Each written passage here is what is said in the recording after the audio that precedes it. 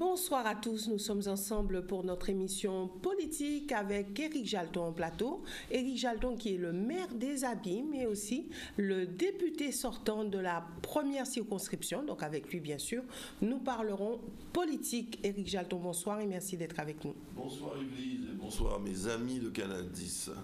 Et je suis aussi président de CAPEX Énergitien. Voilà, donc pour compléter votre CV politique, Éric Jalton. Alors, il est vrai que les élections présidentielles sont passées, mais pas bel et bien derrière nous, puisqu'on parle de gouvernement. Alors, demain, on en saura un petit peu plus sur la structure de ce gouvernement. Mais avant toute chose, Emmanuel Macron tient à avoir une majorité au sein de l'Assemblée nationale. Et pour ce faire, il est en campagne pour les prochaines élections législatives, donc avec ce mouvement, ce parti LR En Marche. Alors, comment vous positionnez-vous par rapport à tout cela, Éric Jalton? Je prends acte en tant que républicain, démocrate, socialiste démocratique, sans être au Parti socialiste, et progressiste guadeloupéen surtout, attaché aux valeurs de l'écologie très tôt. Nous avons préservé l'essentiel à l'occasion de ces élections présidentielles très particulières, très médiatisées, très disputées avec de nombreux rebondissements. L'essentiel étant que nous avons un président de la République, somme toute progressiste, jeune, dynamique, écologiste, de plus en plus, je m'en réjouis, et en tout cas attaché aux valeurs républicaines essentielles. Donc qui nous a permis d'éviter évidemment que le Front National, avec son cortège d'ombre et de risques, de danger pour notre République, au sommet, donc, on arrive au sommet de cette République, c'est-à-dire chef d'État, Marine Le Pen. Donc c'était essentiel, et c'est ce qu'il faut retenir d'essentiel à mon avis. Avez-vous appelé M. Macron pour le féliciter? Oui, absolument, je l'ai appelé pour le féliciter, mais il n'est pas facile à joindre. Une fois élu président de la République, c'est un autre personnage, c'est pas de sa faute, c'est le poids de la fonction. Donc vous ne l'avez pas eu? Non, j'ai pas pu l'avoir évidemment après son élection à la présidence. Je l'avais eu avant, entre les deux tours, mais pas après. Mais je lui ai envoyé un mot. Je n'ai pas cherché d'ailleurs à l'avoir au téléphone. Je me suis contenté de lui envoyer un mot. Je sais que l'homme est pris, l'homme est débordé. Il a d'autres tâches que de répondre aux centaines, pour ne pas dire des milliers d'appels qu'il a dû recevoir après l'élection présidentielle. Alors aujourd'hui, on a vraiment beaucoup de candidats pour les prochaines élections législatives qui se positionnent et qui disent nous revendiquons cette victoire d'Emmanuel Macron et qui disent à la population nous sommes nous aussi en marche. Alors êtes-vous en marche? Moi je suis en marche depuis au moins plusieurs années, en tout cas en 2014, parce que le slogan de ma liste au municipal de 2014, donc ça fait déjà 3 ans, c'est « Les Abîmes en marche vers l'excellence ». Les Abîmes en marche vers l'excellence. J'ai publié à des milliers d'exemplaires le programme, avec donc cette belle photo devant la mairie des Abîmes. Vous étiez déjà en marche. Les bras en croix, avec derrière la mairie des Abîmes, et notre slogan « Les Abîmes en marche vers l'excellence ». Donc vous étiez déjà en marche. J'étais déjà en marche. Et M. Macron m'a suivi, peut-être pas sous le même chemin, pas pour présider au destiné des Abîmes, mais de la République. Et avec succès, tant mieux pour lui. Espérons qu'au résultat des comptes, nous allons non seulement préserver les valeurs de la République en évitant le Front National, mais aussi nous aurons quelques avancées progressistes, écologiques et démocratiques au sein social, solidaire, au niveau de cette présidence de la République. Aujourd'hui, est-ce qu'on peut le classer parmi vos amis politiques? Non, je ne dirais pas ça. Il est venu, quand il est venu en février, le temps passe vite, avant les élections présidentielles, il a cherché à me joindre au niveau de la ville des Abîmes pour que nous allions visiter la croix. Je n'étais pas disponible. Et je lui ai délégué M. Nabajot, qui a été un des premiers, sinon le premier guadeloupéen, à adhérer en marche avec Macron. Il était d'ailleurs le représentant de Macron ici en Guadeloupe. C'est après que d'autres, un peu assoiffés de pouvoir, de titres, de gloire, ont, j'allais dire, doublé Alix Nabajot et à l'occasion de chanter Noël, après un grand meeting, tout le monde est descendu dans un chanté Noël, et à partir de là, ils se sont accaparés Emmanuel Macron. Ils sont plus macronistes que tout le monde. Moi, je ne suis pas macroniste, hein, je ne suis même pas jaltoniste. Je ne suis liste de personnes, mais je revendique avoir fait le choix dès le premier tour, pour des raisons que j'ai largement explicitées, d'Emmanuel Macron, et avoir confirmé encore davantage, évidemment, au deuxième tour, compte tenu des circonstances que j'ai décrites tout à l'heure. Donc voilà. Donc cette victoire, c'est aussi la vôtre? Oui, c'est aussi la mienne, c'est celle de tous ceux qui ont voté pour Emmanuel Macron au premier et ou au deuxième tour, ceux qui l'ont particulièrement soutenu en Guadeloupe. Donc c'est aussi ma victoire, c'est cet Richalus qui a été mis en avant par Emmanuel Macron et de tous les autres qui l'ont soutenu également, d'une façon ou d'une autre. C'est une victoire collective. Emmanuel Macron s'est positionné déjà en Guadeloupe, notamment dans la première circonscription, où il a donné son investiture à M. Servat. Oui. Est-ce que ça sera plus difficile pour vous de faire campagne aux côtés de Rosan Rosuel, votre candidat? Moi, je n'ai jamais fait de l'investiture par M. Macron, ou en tout cas par son mouvement. La République, désormais la République en marche, une condition du maintien de notre candidature intrinsèquement aux élections législatives. D'ailleurs, Rosan Rosuel n'a pas demandé l'investiture de la République en marche ou un soutien à Emmanuel Macron en particulier. La demande n'a pas été faite directement par Rosan Rosuel, ni par moi. Ça n'a jamais été question. Rosan Rosuel appartient à un parti, le PPDG, qui lui a donné l'investiture. Il appartient à un mouvement associatif local, qui n'est pas un parti, la Frappe, qui l'a plébiscité à l'occasion de vote démocratique derrière l'isoloir, très tôt, il y a presque d'un an, même un peu moins, en tout cas. Et donc c'est suffisant, on n'a jamais cherché à avoir une double investiture de parti. Il ne peut pas être dans 10 partis à la fois. Un parti, ça suffit, un mouvement local, associatif, un club quelconque, de réflexion politique. Mais on ne peut pas être dans 10 partis comme M. Servat, il faut le dire. Et à la fois, dans son mouvement, il court des abîmes, c'est normal, comme moi, j'ai la Frappe. Mais on est en plus au Parti socialiste, il attend sans doute qu'on l'exclue. Mais il est toujours au Parti socialiste, il va être exclu sans doute. Mais il a adhéré à Guadeloupe Unie. Il a adhéré à Guadeloupe Unie il y a à peine quelques semaines, peut-être mois, mais à peine. Et pour aujourd'hui, nous dire qu'il adhère à ce parti, parce que c'est un parti, qui est la République en marche. Donc ça fait quand même, Parti socialiste n'est pas encore exclu, ça va l'être, mais il est toujours. Alors ça fait longtemps qu'il ne se considère plus être au Parti socialiste. Et oui, mais disons, même si on est éliminé par le socialiste, mais ça fait quand même Guadeloupe Unie Socialiste et République qui tire son existence d'une volonté d'autonomie vis-à-vis des décisions parisiennes qui est sortie, rappelons-nous, la Frigé, Grabgé, Fouigé, ensuite Guadeloupe Unie. Il faut quand même dire qu'Emmanuel Macron est particulier en ce sens où il a dit oui, moi je veux bien que tout le monde qui soit de droite, de gauche, du centre, que les candidats viennent avec moi dans LR en marche à partir du moment où ils portent ma bannière pour les élections législatives et après ils peuvent faire comme ils veulent, hein. Ils peuvent retourner dans leur parti, en tout cas ils peuvent continuer à militer dans leur parti, ça ne me dérange aucunement. Donc n'est-ce pas Emmanuel Macron qui a ouvert la porte au plus grand nombre en disant oui, vous pouvez être avec moi et toujours quand même rester dans votre parti? Non. La République en marche, ils ont une charte auquel on adhère. Pour les élections législatives, bien sûr. De vote, il y a cinq critères. On doit voter toutes les propositions faites par le gouvernement. Il y a 5 critères. Et donc c'est quand même cadré quand même dans un parti.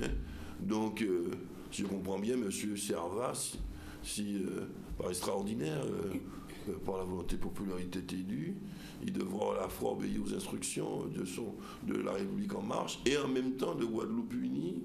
Donc il y a un problème, puisque dès lors ça se dit que Guadeloupe Unie a perdu l'essence même de sa création, son autonomie par rapport à des décisions nationales, parisiennes, fussent-elles présidentielles.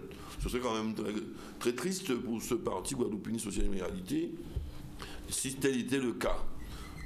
Pour notre part, nous n'avons pas ce genre de problème. PDG, c'est une structure autonome, locale, guadeloupéenne. On n'attend pas les décisions de Paris pour pouvoir décider de ce qui est bon pour notre pays de Guadeloupe. La FRAPP, c'est une association politique locale abimienne. Pas de contradiction. Et le Parti socialiste dans tout cela? Mais le Parti socialiste, aujourd'hui, n'appartient pas au Parti socialiste, ni moi. Non, mais le Parti socialiste dit, oui, effectivement, le PPDG, c'est un parti ami, donc nous fonctionnons ensemble, ouais. nous sommes ensemble, et voilà. Ils ont leur candidat au premier tour, mon ami Georges Germain, avec mon ami... Il a eu l'investiture du Parti socialiste? Oui, sans doute, ça n'a pas de problème. Il n'y a pas de problème, je l'ai rencontré, il fait le premier tour, deuxième tour, on va se retrouver, de façon républicaine. Il n'y a pas de problème à ce niveau-là. Alors comment ça se passe aux Abîmes, Éric Jalton? Parce que la campagne a bel et bien commencé, et ça fait déjà un moment, bien avant les élections présidentielles. Alors comment sentez-vous votre population? Comment ça se passe dans la circonscription? Bon, les élections législatives n'ont jamais passionné les foules, les électeurs. Les élections qui passionnent, c'est les élections municipales. Ensuite, les élections cantonales, c'est des petites municipales. C'est encore le canton, c'est encore à l'échelle communale ou infracommunale. Et ensuite, c'est les élections présidentielles, les élections nationales, on l'a vu, il y a quand même un taux de participation quand même relativement décevant, mais enfin, généralement. Et ensuite, les législatives qui généralement peut-être passionnent un petit peu moins. On croit que les candidatures sont plus locales, ça tente peut-être à mobiliser aussi l'opinion publique. Donc, il ne faut pas s'attendre à que tout le monde se précipite aux urnes avec des records de participation. Donc, notre rôle, c'est de mobiliser pour expliquer, convaincre le plus grand nombre de se déplacer déjà pour voter, c'est démocratique, c'est civique. Et deuxièmement, de faire le bon choix, c'est-à-dire celui de Rosan Roisduel, qui est le candidat évidemment d'un parti, d'un seul parti. On n'est pas assis sur plusieurs chaises. Je ne reprendrai pas l'expression créole, qui est un peu désobligeante. Et donc, qu'il s'agit de voter pour un progressiste, quelqu'un qui a la fibre écologique, qui est démocrate, qui est un homme sérieux, qui est proche de la municipalité, qui vient pour aider les municipalités, non pas déchouquer les mêmes. José Servat, il vient pour déchouquer Bangou, il vient pour déchouquer Edzol, il vient pour déchouquer Cornano. Alors, avec son ami Pelage, il vient pour déchouquer Éric Jalton. Donc, c'est pas très sérieux. On ne va pas pouvoir construire la Guadeloupe avec ça, encore moins la première circonscription. J'ai besoin, moi, maire des Abîmes et les autres maires, d'un député qui sera à notre service quelque part et qui va défendre des intérêts importants, qui ne cherche pas à être maire à notre place comme M. Servat. On sait très bien qu'il vient à la députation et s'il est député, il vient pour 2 ans. Après, il va vous dire on ne peut pas être député et maire, donc je me présente à la mairie, je ne serai plus député. Ce n'est pas très sérieux de nos jours. Au moment où on parle de moralisation de la vie politique, il faut savoir ce qu'on veut dans la vie, dire clairement à la population je viens député pour dans 2 ans partir pour conquérir la mairie. Il faut qu'ils le disent, il faut qu'ils soient clairs. Ils n'ont pas laissé dire tantôt aux uns, bon non, j'irai pas à la mairie, et tantôt aux autres, dans la même minute, oui, on vient là, c'est pour nous déchouquer Jalton. C'est pas sérieux. Donc, nous ne sommes pas dans cette posture, on ne cherche pas être maire, d'autant que le cumul peut aller de moins en moins, et donc il y sera député de la première circonscription aux côtés d'Éric Jalton et des autres maires, y compris de Miraculeux Bourgeois, à Cap-Esther de Marie-Galante. Y compris auprès du président Chalus, qui pourra compter sur Rosan Roisduel, la présidente du département également, Josette Borel-Lessert. Alors, Rosan Roisduel, c'est votre candidat, vous avez été et vous êtes le député sortant de cette circonscription. Est-ce que dans cette circonscription, vous lui avez laissé un héritage politique certain? Dans la circonscription. Un héritage politique s'entend, comme on hérite toujours politiquement de quelqu'un. C'est très rare qu'on hérite de personne. Même, oui, certains disent on a hérité de personne. Oh, mais ils sont prétentieux. Ils ne savent peut-être pas de qui ils ont hérité. Ils héritent d'un courant de pensée, ils héritent d'un parti, d'une formation politique. Moi, je peux dire que j'ai hérité de Frédéric Jalton, c'est évident. Ces troupes m'ont suivi quelque peu. On peut dire dans tous les sens du terme. Hein. Oui, comme Jospin avait hérité de Mitterrand, comme Mitterrand a hérité de Mendès France, la première personne qu'il a remercié lors de son investiture, c'est Mendès France. Il a dit sans vous, je ne serais jamais arrivé là, ce qui a valu des larmes aux yeux de Mendès France. On hérite toujours de quelqu'un, d'un courant politique, d'une formation politique. On ne se crée jamais tout seul en politique, il ne faut pas être prétentieux à ce point pour le croire.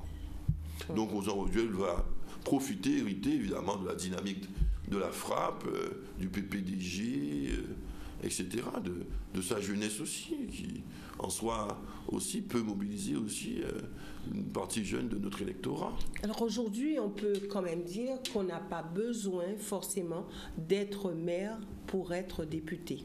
Non, la loi n'a jamais exigé, et encore moins aujourd'hui où le non-cumul des mandats nous empêche d'être maire et député, pas même adjoint au maire ou vice-président de région, département, fortiori président de région, président de département. On ne peut plus cumuler ça avec une fonction de parlementaire, c'est-à-dire de député ou sénateur. Les choses sont claires, nettes et précises. Mais on peut avoir été maire ou l'être pendant la campagne et devenir député ou adjoint au maire ou conseiller départemental. D'ailleurs, c'est le cas de bon nombre de candidats qui sont élus par ailleurs. Alors, on revient sur cette question. Est-ce que cette loi de non-cumul des mandats est bienvenue? Est-ce que ça va faciliter, ça va redynamiser l'échiquier politique? Ou est-ce que, selon vous, il fallait quand même garder un homme de mandat? Est-ce que c'était souhaitable? Comment aborder la question? Il y a le bon et le pour dans les deux formules. L'ancienne formule avait le mérite de permettre d'avoir à l'Assemblée nationale pas simplement des députés apparatiques, je dirais, issus des partis, même s'ils ont eu l'onction du suffrage universel, mais il y avait quand même quelques barons, je dis entre guillemets, à l'Assemblée nationale, des députés maires de grandes communes, député maire de Marseille par exemple, ou maire de Paris, ou député président de région, quelle que soit la région, ou président d'une grande communauté d'agglomération. Et ces gens avaient un certain poids et une écoute particulière de nos gouvernants, du président de la République ou des ministres. Maintenant, nous allons avoir, avec un nouveau non-cumul des mandats, des députés qui ne seront même pas maires d'une petite commune de 20 habitants, ils seront députés simplement, sans véritable tout au plus. Et pour vous, ça n'a pas le même cachet, ça n'a pas mais ça va diminuer la force du député, ok, son poids par rapport au gouvernement, et donc ça va recentrer le pouvoir vers le pouvoir central, vers le gouvernement, vers le président de la République, au détriment du Parlement de la République, d'autant qu'avec la nouvelle loi, on va encore diminuer le nombre de parlementaires. Peut-être, je crois que si on diminue le nombre de parlementaires, ça donnera peut-être un peu plus de représentativité. Quelque part, aux députés seront plus députés d'un petit circonscription. Donc vous dites que ces députés-là, si je comprends bien, ils sont peut-être plus forts. Si je comprends bien, ces députés-là n'auront pas vraiment l'expérience qu'il faut. Ils vont au départ se tâter, etc. Ils n'auront pas le poids. Ce qui veut dire que le président de la République aura plus d'emprise, plus de pouvoir, plus de latitude pour faire. C'est le risque. Pour gouverner. Le risque est là.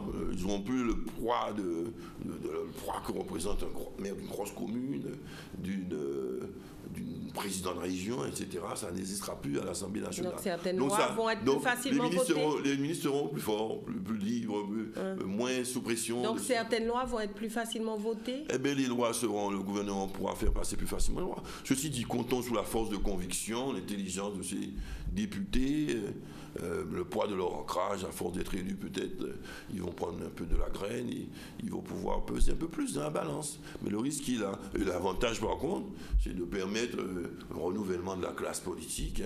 Évidemment, il y a plus de nouveaux élus, ça libère un peu les places qui ont peut-être été un peu accaparées par ces barons locaux. C'est l'avantage de cet inconvénient.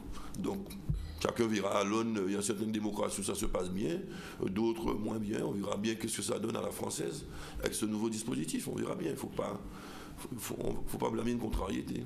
Et dites-moi, Éric Jalton, pourquoi avez-vous choisi de ne pas justement vous focaliser sur ces élections législatives? Pourquoi ne pas? Parce que j'estime que 3 mandats, c'est suffisant.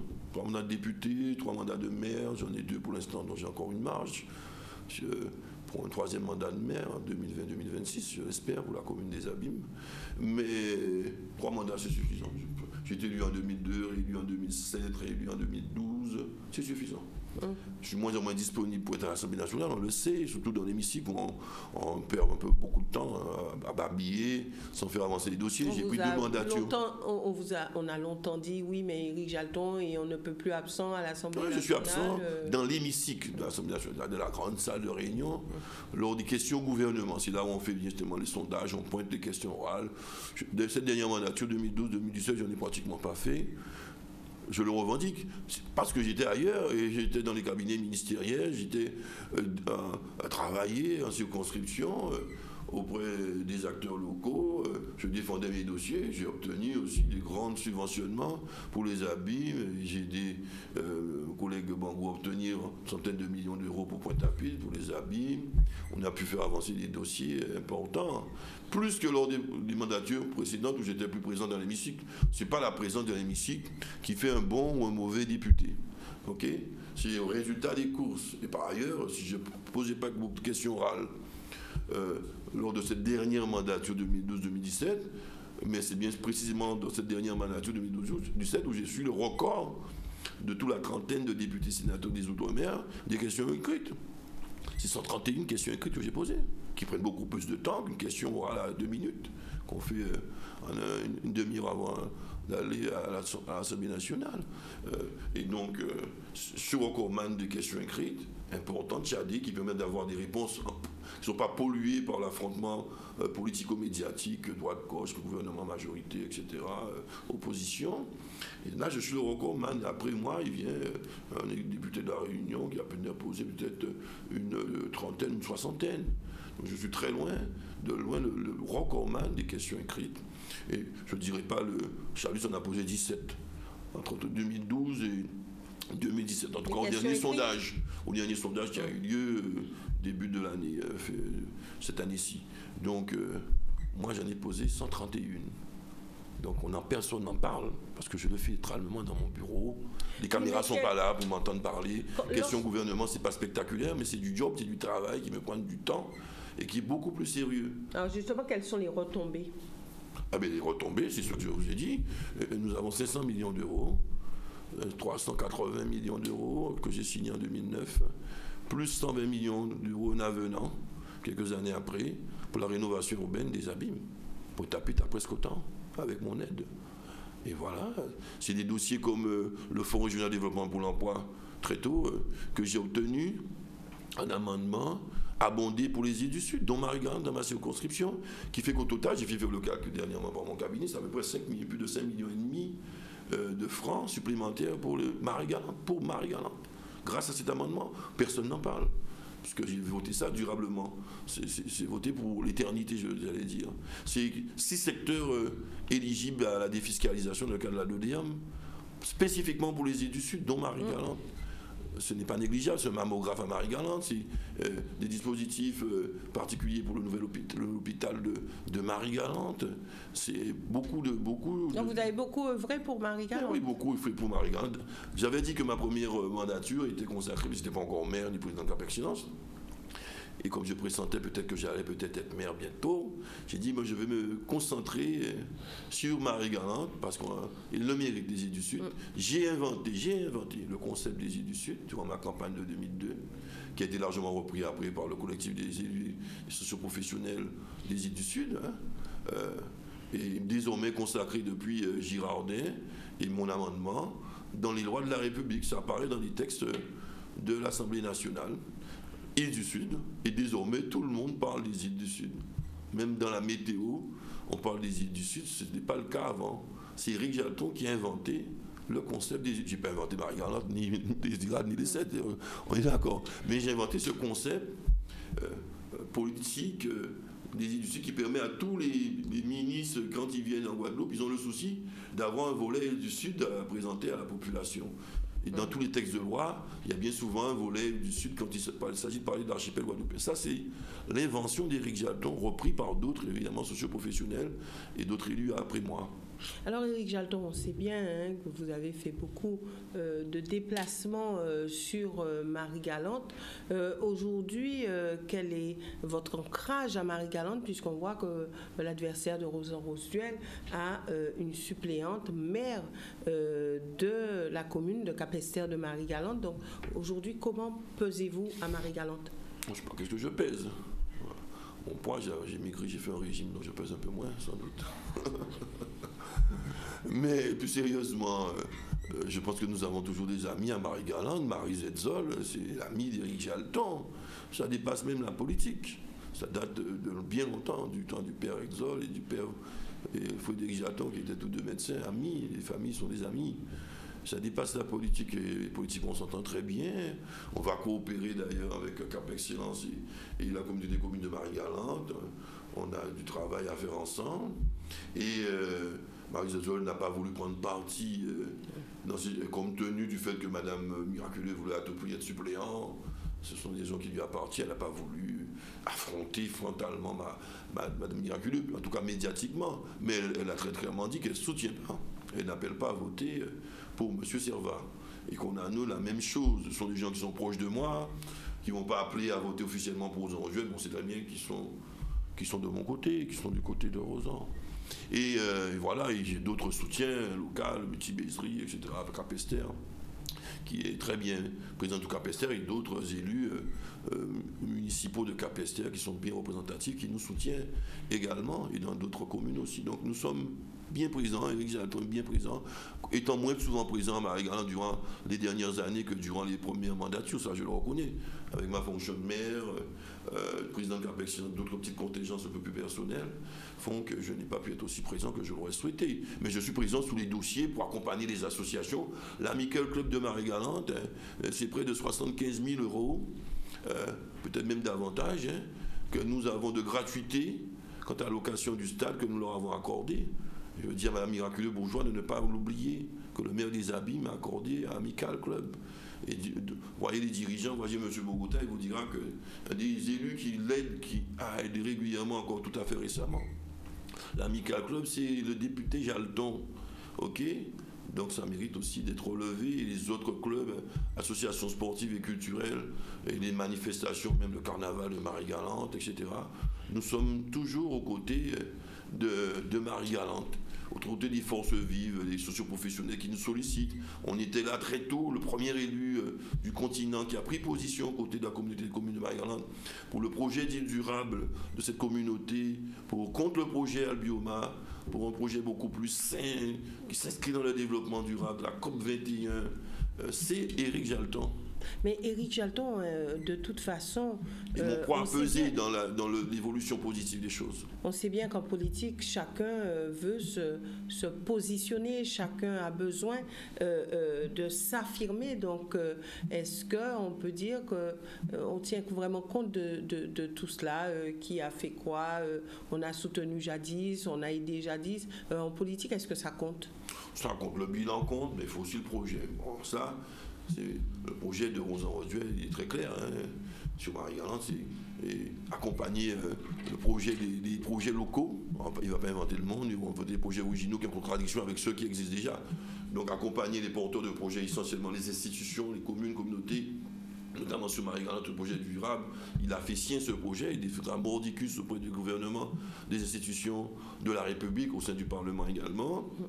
Sur Mornalo aussi, il y a un beau projet Grille-Pont, notre projet de Vieux-Bourg, porté par Philipson de Francfort et sa majorité, que Rosan va défendre mordicus, d'autant que sa suppléante a été offerte, j'allais dire entre guillemets, par le maire de Mornalo, Sabrina Garès-Casaco, qui est une socio-professionnelle d'origine marie-galantaise, qui habite le Mornalo, qui est même dans le conseil municipal, vice-présidente du mouvement local présidé par le maire de Mornalo, et qui aussi a des entreprises sur Pointe-à-Pitre et sur Marie-Galante, et qui est une jeune socio-professionnelle. Donc le monde de l'entreprise importe beaucoup à Rosan Rosuel, et il va continuer tout naturellement, c'était d'ailleurs sa délégation, à défendre la rénovation urbaine, notamment l'acte 2 de la rénovation urbaine des abîmes pour attaquer après Grand Camp le bourg des abîmes, le Rézé, on va attaquer le vieux bourg abîme, les copropriétés dégradées, d'autres quartiers, la sortie sud-est, Carénage, Visy-Mathieu, et d'autres quartiers sur Pointe-à-Pitre également, les Tours-Gabarre, Mortenol, bref.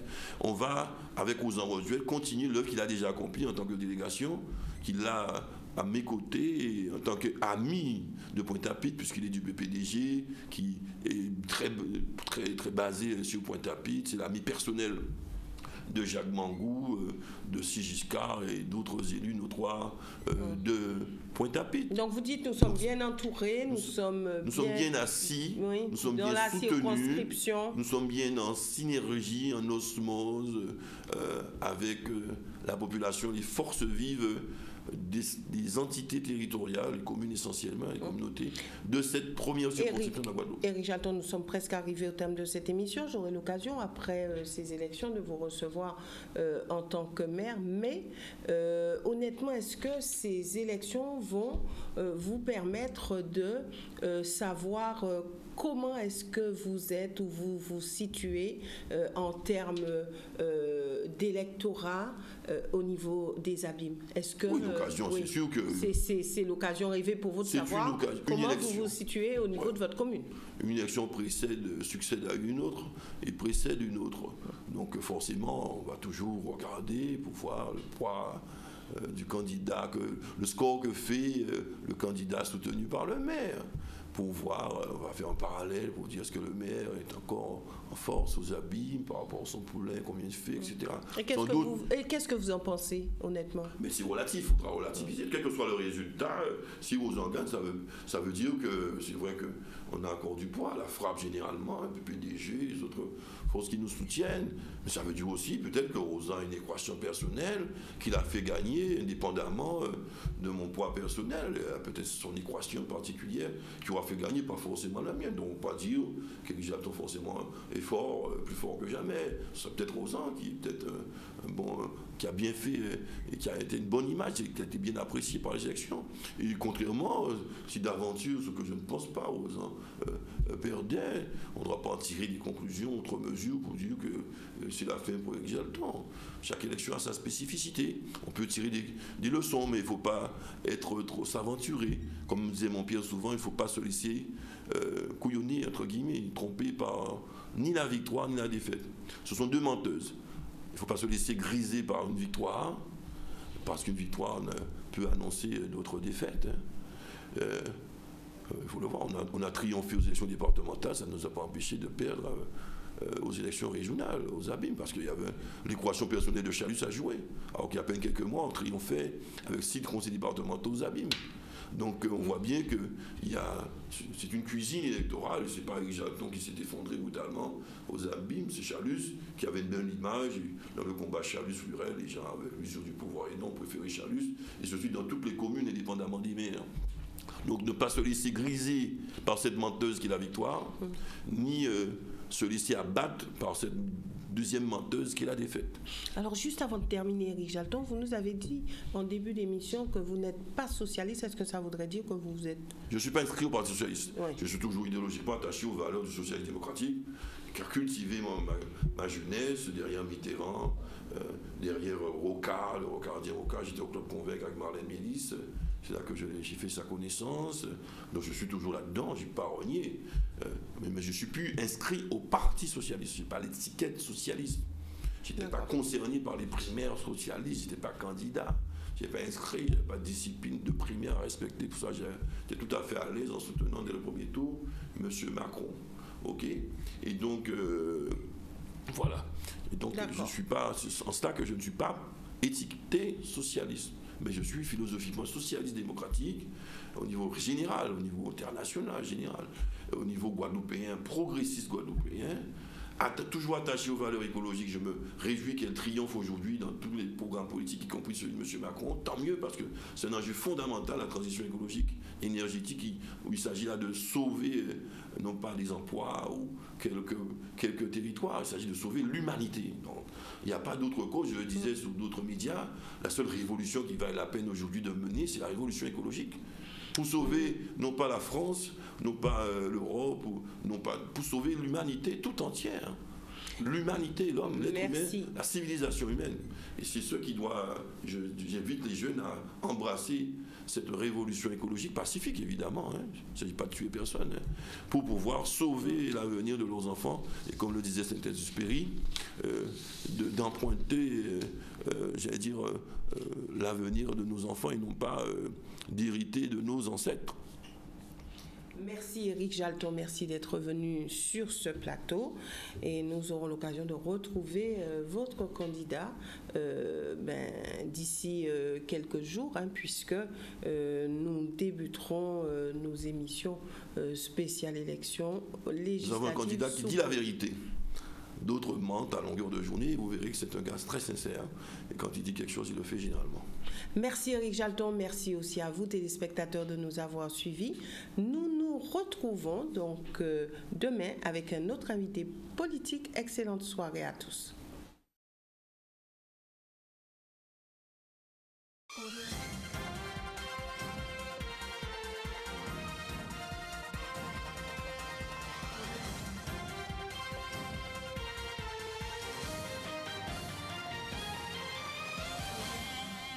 Avec un réseau de plus de 18 destinations, Air Antilles vous emmène dans toute la Caraïbe et en Guyane. Réservez vite sur airantille.com ou en agence agréée.